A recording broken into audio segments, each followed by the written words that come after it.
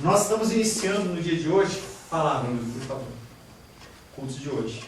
Nós vamos iniciar no dia de hoje a meditação do livro de Atos. A palavra, ela vai ser uma meditação no livro de Atos, capítulo 3. Vão ser vários sermões a respeito de Atos, capítulo 3, nos versos 1 até o 26. Quero convidar você a abrir a palavra de Deus. Livro de Atos, capítulo 3, versos de 1 a 26.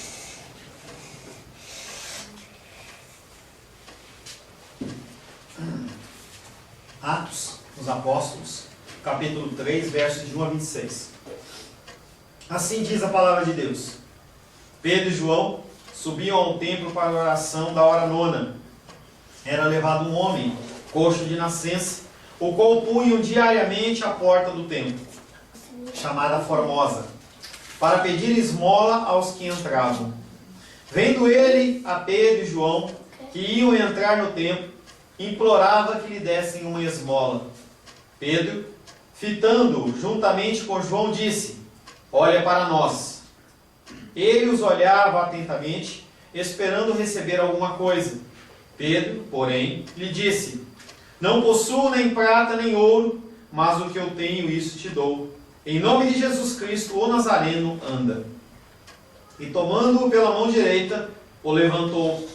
Imediatamente os seus pés e tornozelos se firmaram, de um salto se pôs em pé.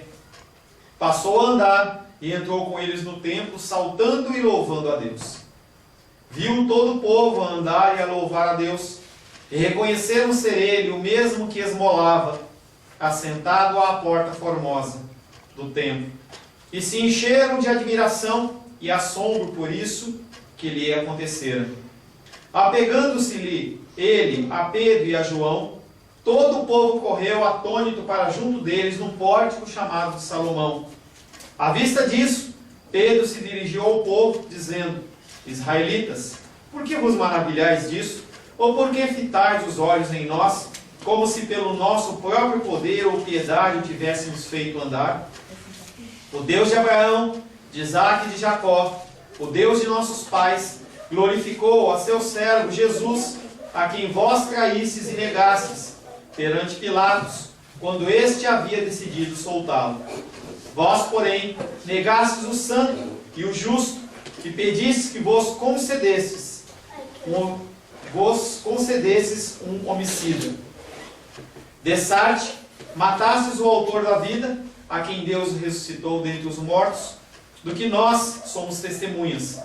Pela fé em o nome de Jesus, é que esse mesmo nome fortaleceu a este homem que agora vedes e reconheceis. Sim, a fé que vem por meio de Jesus deu a este saúde perfeita na presença de todos vós. E agora, irmãos, eu sei que o fizestes por ignorância, como também a vossas autoridades. Mas Deus assim cumpriu o que dantes anunciara por boca de todos os profetas, que o seu Cristo havia de padecer. Arrependei-vos, pois, e convertei-vos, para serem cancelados os vossos pecados, a fim de que, da presença do Senhor, venham tempos de refrigério, e que envie Ele o Cristo, que já vos foi designado, Jesus, o qual é necessário que o céu receba até os tempos da restauração de todas as coisas, de que Deus falou por boca dos seus santos profetas desde a antiguidade. Disse, na verdade, Moisés: o Senhor Deus vos suscitará dentre vossos irmãos um profeta semelhante a mim. A ele ouvireis e em tudo quanto vos disser.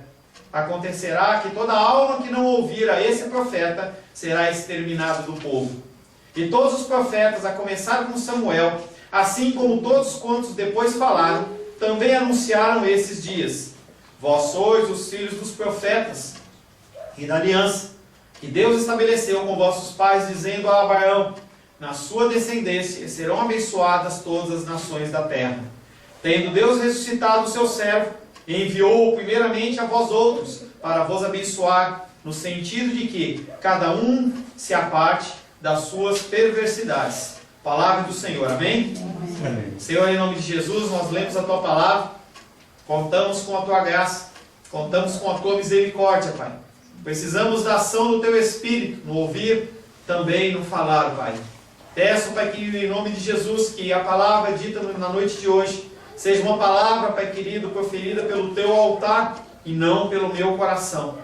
Cancela, Pai querido, todo entendimento que venha da minha cabeça e que tudo venha segundo o Teu querer e segundo a Tua vontade, em nome de Jesus. Amém. Amém? Amém. Eu vou falar um pouquinho mais alto por causa da filmadora. Não sei quanto tempo a minha voz vai durar assim. Mas vamos lá. Esse tempo de Atos, é um tempo em que o Espírito Santo tinha acabado de se manifestar. As pessoas tinham observado o que tinha acontecido junto com os apóstolos e o Espírito Santo havia descido e manifestado o seu poder.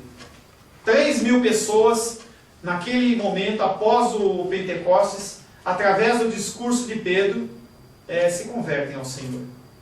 E as pessoas elas começam a vir ao cristianismo. As pessoas elas começam a ser atraídas não pela filosofia humana, mas atraídas pelo Espírito Santo de Deus. E a palavra começa a ser proferida por aqueles apóstolos e as pessoas começam a ser ganhas. Porque quando você profere a palavra verdadeira, essa palavra atrai as pessoas. As pessoas estão cansadas, nos dias de hoje, de ouvirem palavras de homens. De ouvir palavras que não são proferidas pelo altar do Senhor. Palavras que apenas vêm para acomodar os nossos sentimentos nos nossos corações. Isso não acontecia naqueles dias. Se nós pudéssemos olhar o livro de Atos, capítulo 1, capítulo 2, capítulo 3, a gente vê que a igreja está contente. As pessoas elas não passam necessidade. As pessoas que têm dificuldade, elas são amparadas pelas pessoas. Se eu tenho, eu compartilho com aquilo que é meu, aquele que é meu irmão. Não há preocupação com o futuro. Não há uma preocupação em você juntar riquezas. Simplesmente cumprir a vontade do Senhor. Toda a palavra de Deus, ela não acontece por acaso. As pessoas quando leem a palavra de Deus, elas acham que as coisas acontecem por acaso. Alguns acham que Deus, ele é pego de surpresa. Que ele se assusta. E que ele tem que criar planos B, C, D, porque nós como homens, nós simplesmente frustramos os seus desígnios. Sendo que a palavra dele diz que nós não podemos frustrar os seus desígnios. E nesses livros de capítulos de Atos 1, 2 e 3, há muito amor, há muita alegria. As pessoas elas estão satisfeitas com a igreja cristã. E esse texto que nós lemos, ele se enquadra nesse tempo. Se você olhar o capítulo 4, o capítulo 5, você olhar o capítulo 6, a coisa muda. É como se no capítulo 1, 2 e 3, quem regesse a história fosse o Espírito Santo e no 4, 5 e 6 fosse Satanás. Uma grande perseguição, ela começa a assolar a igreja cristã. No momento inicial, os judeus começam a perseguir o povo de Deus. As pessoas sacerdotes que achavam que tinham eliminado o cristianismo com a morte de Jesus, eles são pegos com um milagre como esse que nós acabamos de ler. Um homem que era conhecido por ser coxo, por ser paralítico. E aí ele começa a andar, ele começa a pular e as pessoas não têm nenhuma explicação. Quem fez essa cura? Quem fez essa cura foi Jesus Cristo, não foi Pedro e não foi João. E essas pessoas começam a ficar incomodadas e começa-se uma grande perseguição em volta dos cristãos. Na sequência, essa perseguição ela aumenta também por parte dos romanos. E aí os romanos eles perseguem tanto cristãos como também judeus. Primeiro texto, Lúlio, por favor. Atos capítulo 2, verso 43 diz: em cada alma havia temor, e muitos prodígios e sinais eram feitos pelos apóstolos. Conforme a igreja é perseguida, mais e mais o Senhor se manifesta. Mais e mais o Senhor se manifesta. Próximo. Atos capítulo 3, verso 1 diz: Pedro e João subiam ao templo para a oração das 3 da tarde. Mas pastor, na minha Bíblia está escrito hora nona. Qual a diferença de hora nona para 3 da tarde? O tempo judeu, a contagem judeu, ele contava-se em vigílias. Tanto que a gente fala das vigílias da noite, que são 4. Mas no caso desse horário, 9 horas, a vigília nona, hora nona, se você somar mais 6 horas, vem no nosso horário. Então eram por volta das 3 horas da tarde. E aí Lucas ele começa a focalizar a atenção dele primeiramente em Pedro. Pedro, ele era o líder dos apóstolos. Ele nunca foi papa, ele não era o papa, mas ele foi comissionado pelo Senhor para cuidar das ovelhas. E as pessoas viam em Pedro um líder, viam em Pedro um homem em que eles podiam seguir. Depois ele negar Jesus Cristo 3 vezes, depois ele ser confrontado pelo Senhor após a sua ressurreição, aquele homem ele tem uma transformação. Ele é impactado pelo Espírito e com grande ousadia ele começa a proclamar a palavra do Senhor. E agora Lucas ele também, Lucas que foi quem escreveu Atos dos Apóstolos, ele insere também a figura de João. Também uma figura importante. João não é qualquer João, é o João, filho de Zebedeu. E o Senhor Jesus, ainda com o ministério dele em terra, ele tinha um grupo de discípulos que ele gostava mais. A gente tem pessoas que a gente tem mais afinidade, tem pessoas que a gente sai mais, tem pessoas que a gente conversa mais, tem pessoas que a gente tem mais contato. E Jesus Cristo não era diferente. Ele tinha os 12, ele não fazia acepção de pessoas, mas quando tinham eventos especiais, ele chamava aqueles que ele achava mais importante. Tiago, Pedro e João. Primeiro texto, próximo. Por exemplo, na transfiguração, em Mateus 17:1 aparece: 6 dias depois, tomou Jesus consigo a Pedro e aos irmãos Tiago e João, e os levou em particular a um alto monte. E essa história fala da transfiguração de Jesus perante esses discípulos. Próximo B. Em Lucas 22:8, Jesus, pois, enviou Pedro e João, dizendo: ide e preparem a Páscoa, para que a comamos. Nesse texto, o Senhor ele comissiona 2 discípulos para preparar a última Páscoa, preparar a despedida do Senhor. E quem são? Quem que é? Pedro e João. Próxima. Em Marcos 14:33, não, Lucas 22:8. Em Lucas 22:8 já tinha falado. Próximo. Marcos 14:33. E levando consigo a Pedro, Tiago e João, começou a sentir-se tomado de pavor e de angústia. Quando Jesus Cristo foi para o monte do Getsemane, naquela última noite em que ele ia ser entregue, no momento de maior dor e maior angústia, ele chama aqueles que ele tinha mais afinidade. Nós temos isso também. Quando nós estamos passando luta e dificuldades, nós não ligamos, nós não entramos em contato com qualquer pessoa. Nós precisamos de pessoas em quem nós podemos confiar. Pessoas em que nós podemos abrir o nosso coração. Pessoas que vão ouvir, mas não vão espalhar. Pessoas que não vão dar conselhos errados. Às vezes apenas funcionar como ouvintes. E o Senhor escolhe novamente Pedro, Tiago e João para o acompanhar. Lucas relata que os apóstolos em Jerusalém comissionaram Pedro e João para conduzirem a igreja de Samaria. Próximo, por favor. Atos 8:14 diz: ouvindo os apóstolos que estavam em Jerusalém, que Samaria recebera a palavra de Deus, enviaram-lhe Pedro e João.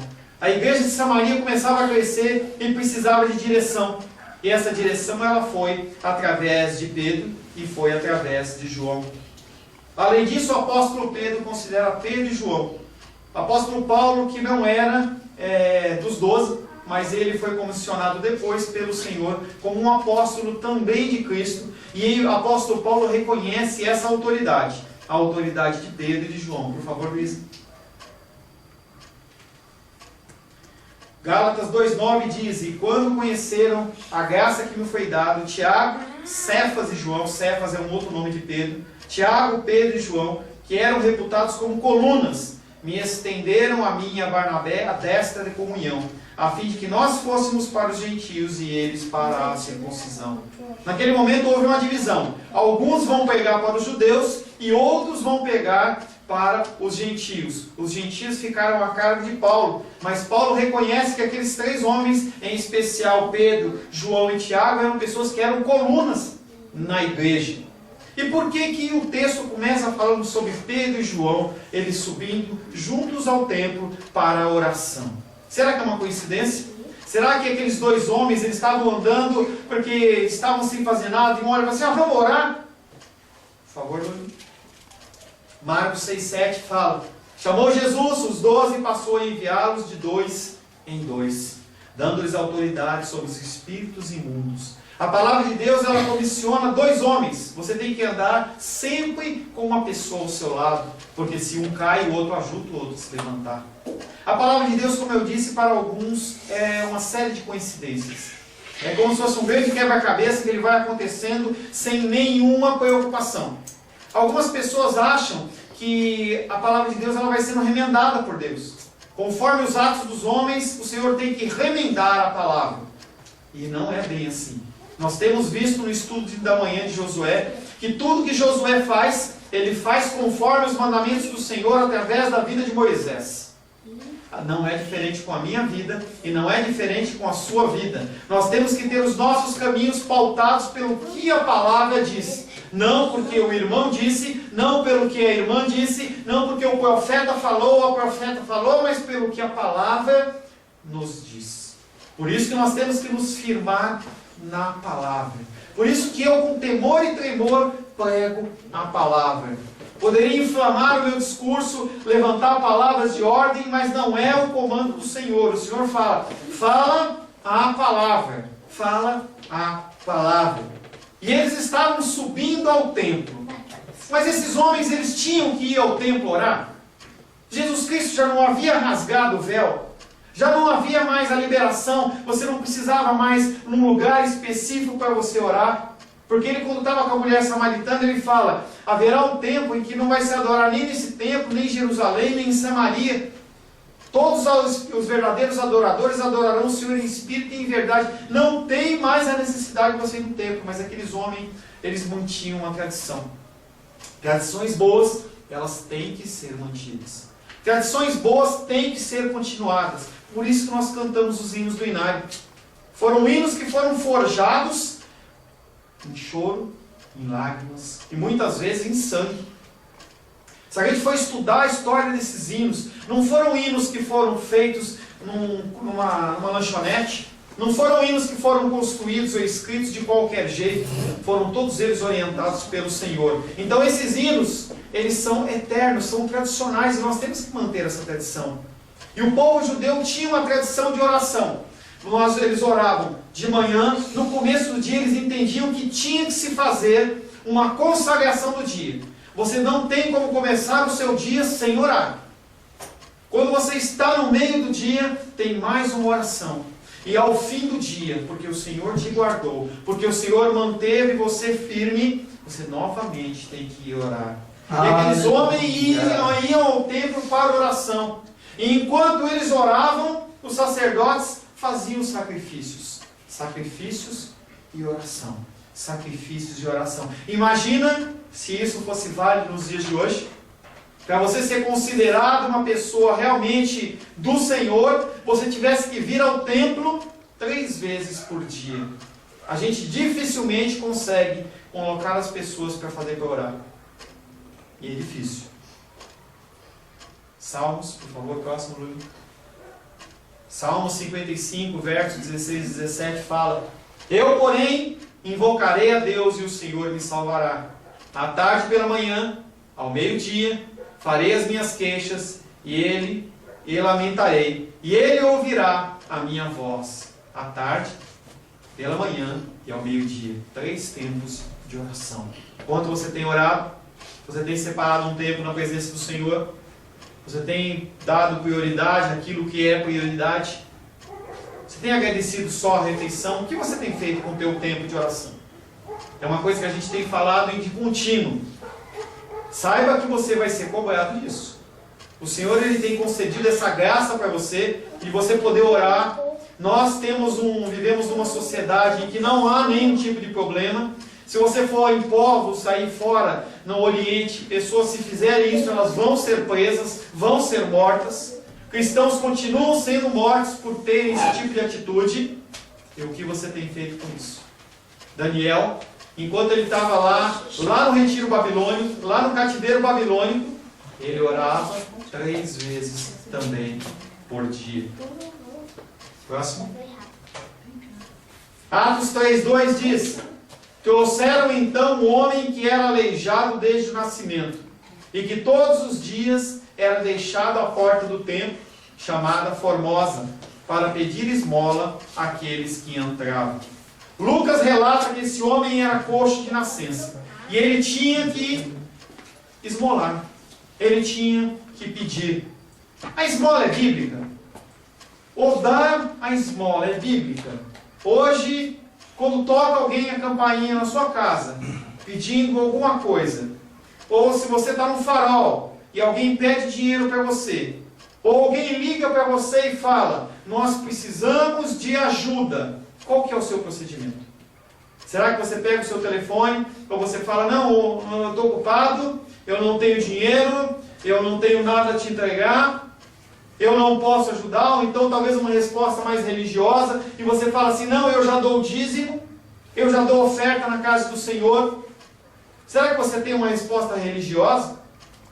Porque a palavra de Deus é bem clara, e fala que ele teve fome e não recebeu de comer. Ele teve sede e não recebeu de beber. Você tem visitado doentes nos hospitais nessa semana? Nesse mês, neste ano? Alguma vez na sua vida você foi a algum lugar visitar algum preso? A palavra de Deus nos exorta a fazer isso. Em Mateus capítulo 6, versos 2 a 4, por favor, fala sobre a esmola. Quando, pois, deres esmola, você vê que Jesus Cristo não está falando se você quiser dar, se for da tua vontade, quando você achar que tem. Não, ele fala, quando, pois, deres esmola, não toques a trombeta diante de ti, como fazem os hipócritas nas sinagogas e nas ruas, para serem glorificados pelos homens. Em verdade vos digo que eles já receberam a recompensa. De novo, tu, porém, ao dares a esmola, ignora a tua mão esquerda o que faz a tua direita, para que a tua esmola fique em secreto, e o teu Pai, que vem em secreto, te recompensará. Você tem dado esmola? Você tem sido religioso? Será que tem faltado comida na sua mesa? Será? E aí eu lembro que um dia lá na ICP eu falava sobre isso, e as pessoas estavam reclamando que não havia cestas básicas. Quanto você tem gasto no mercado? Será que você não pode separar um arroz? Será um feijão? Um litro de leite? Alguma coisa? Para dar para essas pessoas? Não, mas pastor, ele vai gastar o dinheiro com drogas. Alguém está falando que você tem que medir? Alguém está falando que você tem que olhar? Ou está falando que nós temos que dar livremente? E esse homem, ele é colocado pelos seus parentes para pedir esmola.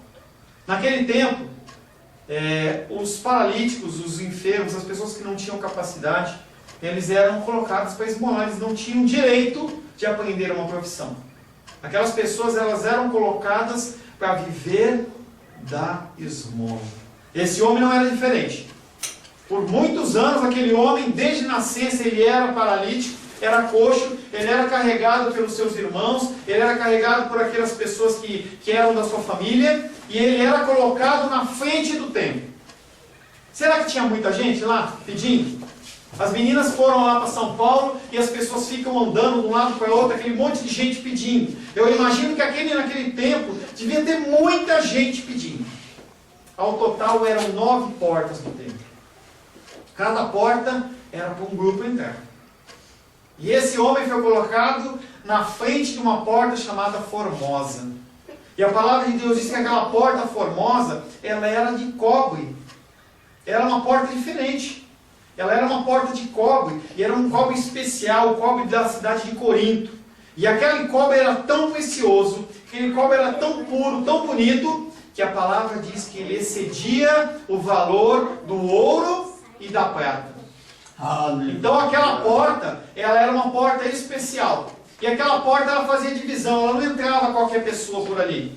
Porque tinha a porta que entrava para os gentios, era separado. Os gentios, eles podiam ir no templo até um lugar. Os homens, eles podiam ir até um lugar, e as mulheres também tinham a sua limitação. Aquela porta, ela era uma porta entre a porta da entrada dos homens e a porta das mulheres. E ele estava ali esperando para receber alguma coisa daqueles homens. Ele entendia que aqueles adoradores, quando o vissem, teriam compaixão deles. Teriam compaixão dele.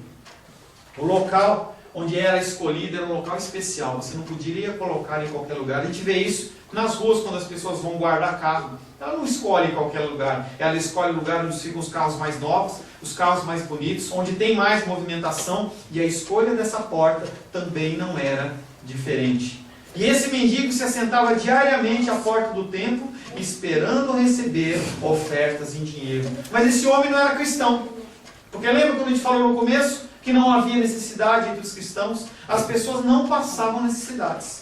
Se você tinha uma propriedade, você vendia aquela propriedade, depositava nos pés dos apóstolos. É como se você tivesse uma casa hoje de 300, 400, 500, 600 mil reais. Você vendesse aquela casa e entregasse nas minhas mãos para administrar. Eu vejo que a Beatriz está passando uma necessidade, eu vou lá e ajudo ela. Se eu estou vendo que o irmão Cláudio está passando uma necessidade, eu vou lá e ajudo ela. Porque não havia esse tipo de sentimento de um querer aproveitar do outro. Era coração doador. E esse homem, por estar pedinte, por ser ali naquele contexto, ele não era um cristão. Ele era um judeu. Mas os judeus, eles não podiam passar necessidade. Hoje você não consegue ver um judeu pobre. Há alguns anos atrás, Silvio Santos estava com uma grande dificuldade financeira. E começou-se a falar, inclusive, que ele ia fechar o SBT, ia vender carnão de baú, aquelas propriedades dele todas. De uma hora para outra, esse homem deu uma subida. De uma hora para outra, esse homem se levantou. Judeus injetando dinheiro na vida de judeus. E isso era um mandamento. Por favor, dele. Deuteronômio 15:7 diz: quando entre ti houver algum pobre de teus irmãos, em alguma das tuas cidades, na tua terra que o Senhor te Deus te dá, não endurecerás o seu coração, nem fecharás as mãos ao teu irmão pobre. Então, por que esse homem estava passando necessidade? Por que esse homem estava lá como pedinte e não estava recebendo auxílio dos seus irmãos judeus? Porque aqueles homens, eles entendiam que era uma bênção dar esmola. Como tinha um mandamento para dar esmola, como é que eu posso dar esmola se não houver alguém que peça? Só que a motivação do coração deles era uma motivação errada. Por favor. Novamente esse texto. Mateus capítulo 6, verso 1 e 2, que nós já lemos, do verso 2 ao 4. Guardai-vos e exercer a vossa justiça diante dos homens, com o fim de seres vistos por eles. De outra sorte não terão galardão junto de vosso Pai Celeste. Quando, pois, deres esmola, não toques trombeta diante de ti, como fazem os hipócritas, nas sinagogas e nas ruas, para serem glorificados pelos homens. Em verdade vos digo que eles já receberam a recompensa. Esses homens, eles permitiam que esses homens ficassem lá como pedintes, simplesmente para eles aparecerem como santos e como piedosos. Como aquele homem que Jesus Cristo ainda no templo olha para os seus discípulos, aquela mulher viúva vai lá e coloca aquelas moedinhas, tudo que ela tinha, ela vai lá e deposita no altar do Senhor. E aquele homem vai e deposita aquela grande soma de oferta. O objetivo do homem não era o crescimento, não era a obediência da palavra, mas a vontade deles era apenas buscar a glória dos homens para si mesmo. Atos 3:3. Vendo Pedro e João que iam entrar no templo, implorou que lhe dessem uma esmola. Aquele homem não tinha outra saída. Ele tinha que pedir. Assim que os apóstolos entraram na área do templo, eu não sei quem chegou antes, como que foi isso, mas foi um tempo mais ou menos junto, porque você não ia para orar no templo a hora que você queria. O horário, se era 7 horas da manhã que o sacerdote ia fazer o sacrifício, as pessoas tinham que estar lá às 7 horas. Não é como nós hoje. A gente chega a hora que quer, faz como quer, tem uma série de atividades que atrapalham a adoração ao Senhor, mas naquele tempo eles tinham uma grande fidelidade nesse assunto. E aí, a hora que aqueles apóstolos aparecem, esse homem olha para eles pedindo dinheiro. O que ele podia fazer a não ser olhar? Mas o olhar em Israel tinha um significado. Esse olhar. Próximo. Salmo 145, versos 14 e 15 diz: o Senhor sustém todos os que estão a cair, e levanta todos que estão abatidos. Os olhos de todos esperam em ti, e tu lhes dás o seu mantimento ao seu tempo. Aquele homem estava ali para cumprir o propósito do Senhor. Por que aquele homem, estando na porta do templo, ele não foi curado por Jesus? Ele não foi curado em outro momento. O Senhor tinha um propósito para aquele homem. Será que esse homem, ele pecou? Será que foram os pais dele que pecaram? E aí, em outro caso, num caso de cegueira, o Senhor fala, não, ele está assim porque é para glorificar o Senhor. Talvez as pessoas elas tenham vindo a você, elas vêm a você pedindo alimento, pedindo algo para comer, algo para beber, um dinheiro para o gás, alguma coisa, uma passagem, alguma coisa, simplesmente para que o nome do Senhor seja glorificado. Como você tem se posicionado em relação a isso? Número 1, por favor, B. Nós falamos hoje, através de homens e mulheres comuns, como eu e você, Deus pode fazer grandes coisas, mas a gente tem que se colocar à disposição, meus queridos. Se a gente não se colocar à disposição, Ele vai usar outro. Ele não vai deixar de fazer o que Ele tem que fazer. Coloque-se à disposição do Senhor. Assim. Nós temos que ter sempre alguém para andar conosco.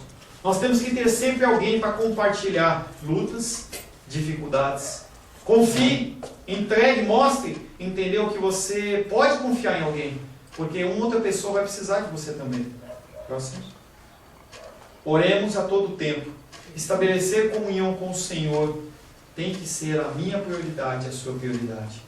Se você não ora ao Senhor, se você não tem comunhão com o Senhor, você não tem como fazer as coisas conforme a vontade dEle. E eu sinto lhe dizer que você vai quebrar a sua cara. Que Ele vai permitir. Quer ir? Vai. Próximo.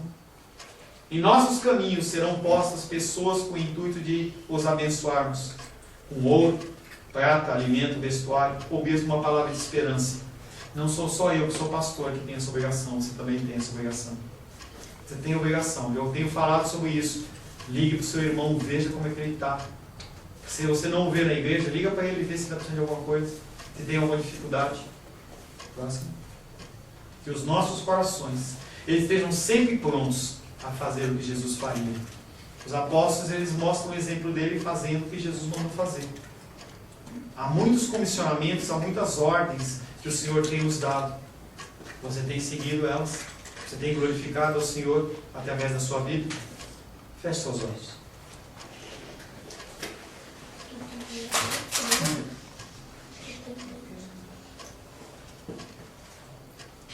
Senhor Deus, quantas informações, Pai. Quantos ensinamentos em 3 pequenos versículos. E o mais maravilhoso, Pai, é saber que não há ser humano na terra que possa esgotar, Pai, os ensinamentos da Tua Palavra. Milênios e milênios, eternidades e eternidades, Pai, sempre o Teu Espírito, Pai, que nos traz um ensinamento novo através dos mesmos textos, Pai. Nós, Pai querido, nesse momento, entramos na Tua presença, pedindo perdão pela nossa falta de zelo com a Tua Palavra, pela falta de zelo com o cumprimento da Tua Palavra. Nós somos colocados nessa terra para sermos luz do mundo, sal da terra, e pouco nós temos feito, Pai. Temos nos fechado na nossa religiosidade e temos, Pai querido, feito muito pouco para a glorificação do Teu santo nome. Temos priorizado, Pai querido, as nossas vontades, os nossos desejos, os nossos anseios, acima da Tua vontade. Mas queremos pedir que o Teu Espírito Santo nos constrange, que o Teu Espírito venha mudando, transformando, tirando esse coração ainda de pedra e transformando no coração de carne. Temos estabelecido julgamentos de pessoas, Pai, sendo que nós não tiramos a trave dos nossos olhos, mas ousamos olhar o cisco no olho do nosso irmão. Será que o Senhor se afastasse a graça do Senhor, a graça do Teu Espírito Santo, nós não faríamos o que elas fazem? Será que nós não fôssemos, Pai querido, beneficiados pelo Teu amor e pela Tua misericórdia, nós não estaríamos em sujeiras maiores? Senhor, perdoa os nossos pecados, Pai. Gera em nós, Pai, o desejo de oração, o desejo, Pai, de buscar-te em oração, em buscar-te na Tua Palavra, porque a Tua Palavra é vida, a Tua Palavra é eficaz, a Tua Palavra, Pai, que não volta vazia e gera mudança e transformação. Em nome do Senhor Jesus, amém. Amém, queridos, queridas.